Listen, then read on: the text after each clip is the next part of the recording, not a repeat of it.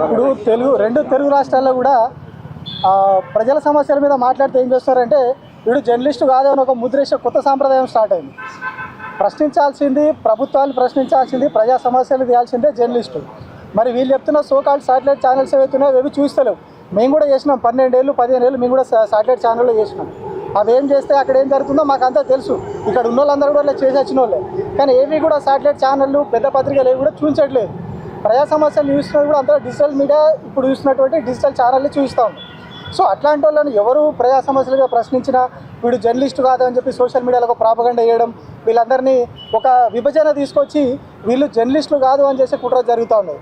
సాక్షాత్తు మన తెలంగాణ అసెంబ్లీలోనే ముఖ్యమంత్రి చెప్పిండు, ఎవడు జర్నలిస్టు ఎవడు కాదు మీరు ఒక లిస్టు తయారు చేయండి, దాని ప్రకారం తీద్దాం, జర్నలిస్టు కానోని జర్నలిస్టు ముసుకేసుకొచ్చినోని బట్టలు కూడా తీసుకొడతా అని చెప్పి అసెంబ్లీలో ముఖ్యమంత్రి చెప్పారు. అంటే ఒక విభజన జరుగుతూ ఉన్నది. శాటిలైట్లో ఉన్న వాళ్ళే జర్నలిస్టులు, శాటిలైట్ ఛానళ్ళు కానీ పెద్ద పత్రికల్లో లేని వాళ్ళు జర్నలిస్టులు కాదు అనే ఒక ముద్ర వేస్తూ ఉన్నారు. మరి రాజ్యాంగంలో ఎక్కడ కూడా ఇట్లాంటిది లేదు. శాటిలైట్ ఛానళ్ళలో అందరినీ ఉంటే జర్నలిస్ట్ అని లేదు. ప్రశ్నించగలిగే ప్రతి పౌరుడు జర్నలిస్ట్ అని రాజ్యాంగం చెప్తా ఉన్నది. రాజ్యాంగం ఏమో అట్లే చెప్తుంది. మరి మన ముఖ్యమంత్రి గారేమో కేవలం మీరు ఒక లిస్ట్ ఇరి, ఆ లిస్టు ఉన్న జర్నలిస్టులు కానీ వాళ్ళు కాదు అన్నట్టుగా వాళ్ళు మాట్లాడుతూ ఉన్నారు. సో ఇది కాదు కదా జరగాల్సింది. సో ఇప్పుడు మనం వెంకట్రామరెడ్డి ఇష్యూనే మాట్లాడుతూ ఉన్నాం. అంటే ఎంత సిల్లీ కేసు, ఎంత పొలిటికల్ వెండేటాతో నడుస్తున్నాయని మనకు క్లియర్గా అర్థమైపోతూ ఉంది. ఆయన అనని మాటను అన్నట్టుగా క్రియేట్ చేసిరు. ఎందుకోసం? ఆయన క్వశ్చన్ చేస్తూ ఉన్నాడు అక్కడ ప్రభుత్వాన్ని, ఏపీ ప్రభుత్వాన్ని క్వశ్చన్ చేస్తున్నాడు. కాబట్టి ఆయన ఇరికేయాలి ఎలాగైనా. వన్స్ పోలీసుల చేతిలోకి వెళ్ళిపోయిన తర్వాత వాళ్ళు కొంత టైం తీసుకుంటారు. ఏపీలో కానీ తెలంగాణలో కానీ జరుగుతున్న రాజ్యాంగం ఏంది? శుక్రవారం సాయంత్రం నుంచి స్టార్ట్ అవుతుంది హంటింగ్. చాలా కేసుల్లో చూసినాం మనం. శుక్రవారం సాయంత్రం వస్తారు, పట్టుకపోతారు. శనివారం ఆదివారం కోర్టుకు సెలవు, 2 రోజులు వాళ్ళు ఆడుకోవాల్సినంత ఆడుకుంటారు. మండే రోజు కోర్టులో ప్రొడ్యూస్ చేస్తే రిమాండ్ పంపిస్తారా, బెయిల్ ఇస్తారా అనేది అప్పుడు ఆ లోపు వాళ్ళు చేయాల్సింది చేస్తారు. బెయిల్ వచ్చేలోపు అటు ఇటు వాళ్ళు ఏం చేయాలనుకున్నా అది చేస్తారు. సో ఆ టార్గెట్ కానీ ఇప్పుడు ఇవన్నీ నడుస్తూ ఉన్నాయి. అందుకే కరెక్ట్గా ఫ్రైడే రోజు వెంకట్రామరెడ్డి కోసం వచ్చారు. మరి అందులో చేసిన తప్పేంది? ఆయన ఏం అనలేదు అక్కడ. ఆయన అనని మాటను అన్నట్టుగా ఎఫ్ఐఆర్ రాయడం తప్పు. వచ్చిన పోలీసులను కూడా మనోళ్ళు క్వశ్చన్ చేస్తే మీరు పోయి కోర్టులో సవాల్ చేసుకోండి అని చెప్తున్నారు. కేసే తప్పుడు కేసు, మీరు తప్పుడు కేసు పెట్టారు అంటే కోర్టుకు పోమంటున్నారు. అంటే వాళ్ళ ఉద్దేశం మనం అర్థమవుతుంది ఇక్కడ. అంటే మనం కోర్టుకు వెళ్ళి కోర్టులో వాదనలు వినిపించి మనం బెయిల్ తెచ్చుకునే లోపల వాళ్ళు చేసిన కార్యం చేస్తారన్నది. సో అంటే ఒక విభజన తీసుకొచ్చి ప్రశ్నించే వాళ్ళందరినీ కూడా తొక్కేయాలి, భయపెట్టాలి అనే ఒక కార్యాచరణ క్లియర్గా నడుస్తూ ఉన్నది. సో ఇట్లా ఎక్స్టర్నల్ ఫోర్సెస్, ఇది మనం ఇప్పుడు ఓన్లీ ఎక్స్టర్నల్ ఫోర్సెస్ కాదు, ఇంటర్నల్ ఫోర్సెస్ గురించి కూడా మాట్లాడుకోవాలి. తెలంగాణ రాష్ట్రంలో హేట్ స్పీచ్ బిల్ అనే ఒక కొత్త బిల్లు తీసుకురావడానికి మొన్న అసెంబ్లీలో విఫల ప్రయత్నం చేసింది ఇక్కడ ప్రభుత్వం.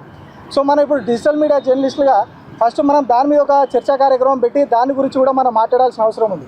ఎందుకంటే వన్స్ ఆ చట్టం ఒకవేళ ఇంప్లిమెంటేషన్ అయితే మళ్ళీ దానికి ఏమైనా సవరణలు చేస్తారా, ఇంకేం చేస్తారా, మళ్ళీ పట్టుకొచ్చినప్పుడు అది అమలు అయితే మనం ఎవరం కూడా ఉండం. ఇక్కడ ఎవరైతే ఉన్నామో ఇక్కడ ఉన్న జర్నలిస్టులు ఎవరైతే ఉన్నామో ఎవరు ఉండము. ఎందుకంటే అందులో ఉన్న క్లాజులు, అందులో ఉన్న అంశాలన్నీ అట్లా ఉన్నాయి. ప్రభుత్వాలను క్వశ్చన్ చేస్తే వాడికి నచ్చకపోతే వాళ్ళు కేసు పెడతారు, పోయి మనం 3 నెలలు జైల్లో ఉండాలి, 90 డేస్ జైల్లో ఉండాలి. అన్ని నాన్ బెయిలబుల్ కేసులు. సుప్రీంకోర్టు తీర్పు ప్రకారం 7 ఏళ్ల లోపు జైలు శిక్షలు అన్నిటికీ కూడా స్టేషన్ బెయిల్ ఇచ్చి పంపొచ్చు. వెంకట్రామరెడ్డి పెట్టిన కేసులు కూడా 7 ఏళ్ల లోపు కేసులే. కానీ ఆయన పట్టుకోపోవడానికి ప్రయత్నించారు. ఇట్లాంటి హేట్ స్పీచ్ బిల్లులు అవేవి లేనప్పుడే ఇక్కడ ప్రభుత్వం హేట్ స్పీచ్ బిల్లు అని కూడా తీసుకురావడానికి ప్రయత్నం చేస్తుంది. వన్స్ ఆ బిల్లు కానీ అమల్లోకి వస్తే ఇప్పుడు సెలెక్ట్ కమిటీ దగ్గర ఉన్నది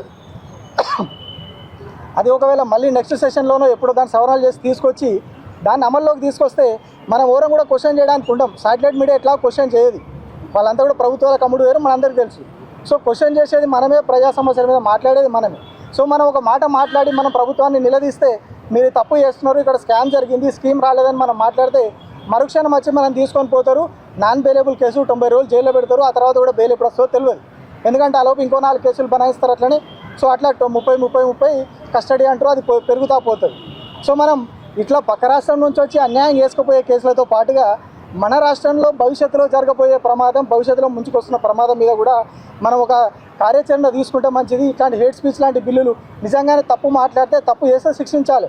కానీ ప్రజా సమస్యల మీద మాట్లాడితే, ప్రజా సమస్యల మీద క్వశ్చన్ చేసినా కూడా కేసులు పెట్టి లోపలేసే ప్రయత్నాలు ఆ చట్టంలో క్లియర్గా కనిపిస్తూ ఉన్నాయి, ఆ బిల్లులో క్లియర్గా ఉన్నాయి.